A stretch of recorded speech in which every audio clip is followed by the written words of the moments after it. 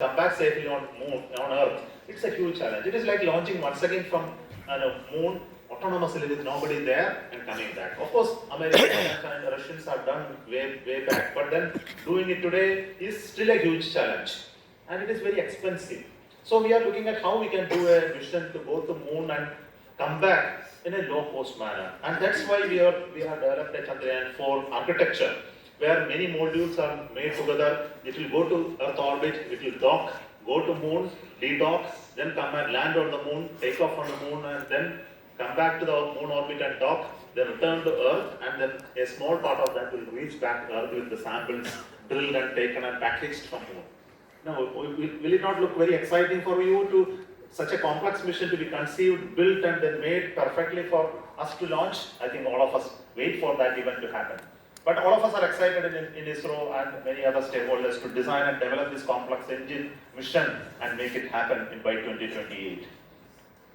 Equally important is to develop capability to build heavier crafts. I think the Chandrayaan-4 will be similar to Chandrayaan-3 in terms of the size and mass. But if you have to send human beings to space, think about a mass of 100 kilogram person to be taken there, or maybe 3 or 4 people to go up there. We need to carry heavier mass. That's why we are looking at a next series of Chandrayaan called Chandrayaan-5, where we will take a 350 kilogram rover.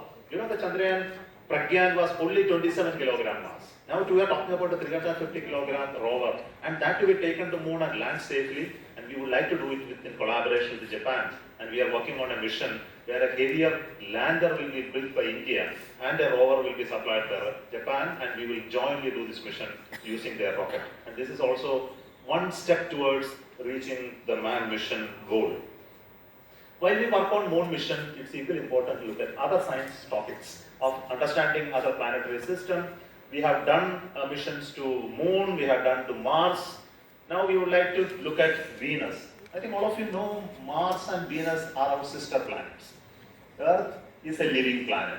You know, Mars and Venus are dead planets. There is no life there. They are almost similar in looking like Earth in terms of the mass, slightly lower in terms of the mass and gravity. They have a beautiful characteristic that periodicity is similar to that of Earth.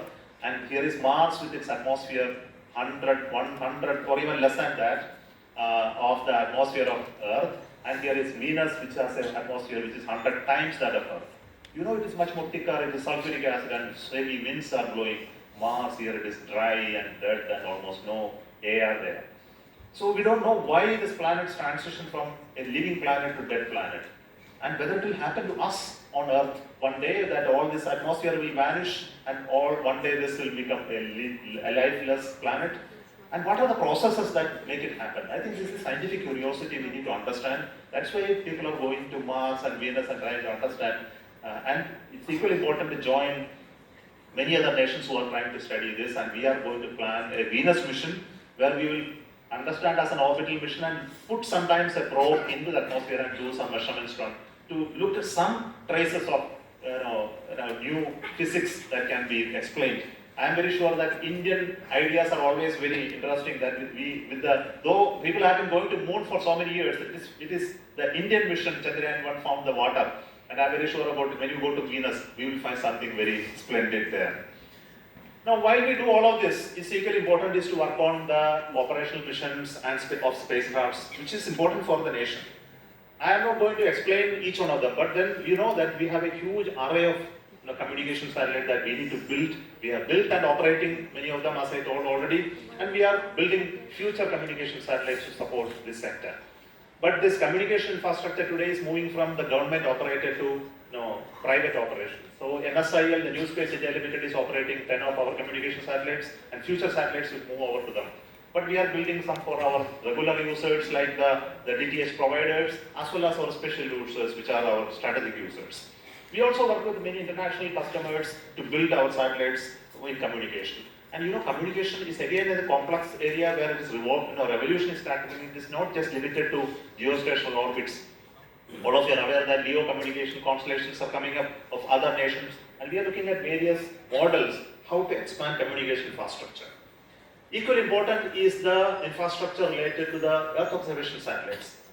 Earth observation satellites are eyes from the space. You know, if you look at land and stand here and observe, you can only see a certain extent. But when you go up in the sky and look with you using a camera, you can see a very large view, you can get a real good observation, and not like a human eye, but these eyes on, in the satellites are having different spectral characteristics. Just see with the natural light that we are seeing, you can see beyond our visible spectra, thermal, infrared, ultraviolet, X-ray, or radar observations. And this allows you to look through the clouds, you can look through day and night and make so much of information that a human eye can ever decipher. So that's why satellites are very important. And we can put satellites of various kinds, and we have been building and launching the world-class satellites, which is helping us in terms of resource mapping and also strategic information. And we are going to serve this sector very well in the coming days. And this is happening not by ISRO alone. This is happening because the stakeholders with us, the ministries, departments of Government of India are working with us in various ways. They fund us, they put the demand in front of us. For example, agriculture tells us we need to look at the crop mapping, we look at the drought situation. The Ministry of Earth Science say I need to understand the water resources, I need to understand the oceans.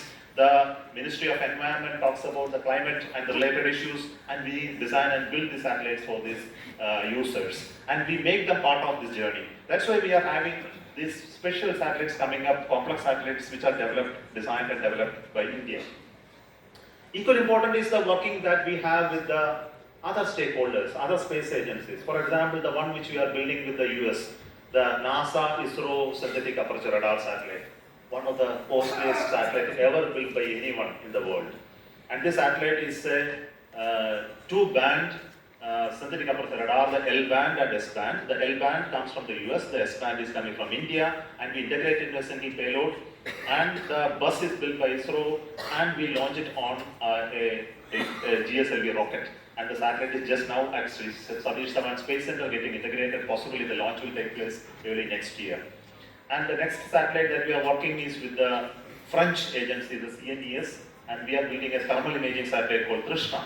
It's again a very complex payload of thermally mapping the entire Earth in various bands of thermal so that we can understand agriculture related issues, the stressing, the thermal temperature mapping of the Earth. It will give a lot of input which cannot be otherwise seen. Both NISAR and Trishna are complementary in nature for scientific outcome. The world is looking at this output to come as soon as possible. For example, the NISAR can cover the entire world in just 12 days with a huge swath of information. It can look at tectonic movements in centimeters and understand the water stressing, the movement of continents, etc. very well, in the glacier movement and things like that. Pure good water availability versus the drought. I think a lot of information can come out of such satellites. Equally important is to build cooperative satellites. We want to work with the G20 nations. Recently, Honorable Prime Minister has announced the building of a G20 satellite. And the G20 nations will partner with us in building a satellite for environment and climate change studies. And this will be collaborative satellites. There will be payload from India, there will be payload from other nations. And we are working with other stakeholders to find how this satellite payload can be integrated into an Indian satellite. And this data will be available not only to Indian scientists and ministries and departments, but all across the users. Not limited to G20 nations, but to everyone that we are going to supply this data. While we work on all these operational satellites and missions, we work on new technology demonstrations and developments. We have been launching small satellites called microsatellites, 2B and 2C we recently launched. They are extremely low-cost satellites with very innovative payloads on board. And we have transferred these technologies to private companies to build these satellites on an operational basis. Very interesting payloads are come, because lack of time I am not going into each one of them.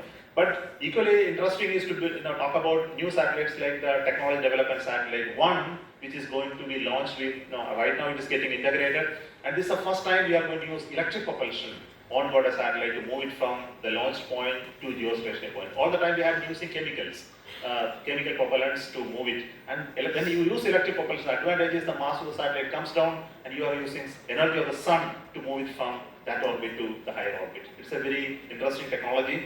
And another satellite is a quantum key distribution satellite, and the third one is a software-defined radio satellite, where the entire frequency, the beams and data can always be switched up using software. So let me talk about a little bit about another interesting satellite called SpaceX, which is going to demonstrate the docking of satellites in orbits. You know, if you have to go with a human spaceflight mission and then enter into a space station, you need to go and connect it. Possibly you would have watched some of the docking videos that are available outside. And this shows that it's a complex process. Come very close to it without causing large movements, very precise movements autonomously, and the computer will move the craft close to the mother craft and connect them physically, and then finally you can seal the interface and move from one compartment to another. This docking is a complex process, and we would like to build it and launch it in the coming days. And these satellites, I can tell you, it is already ready, and we are going through a final testing.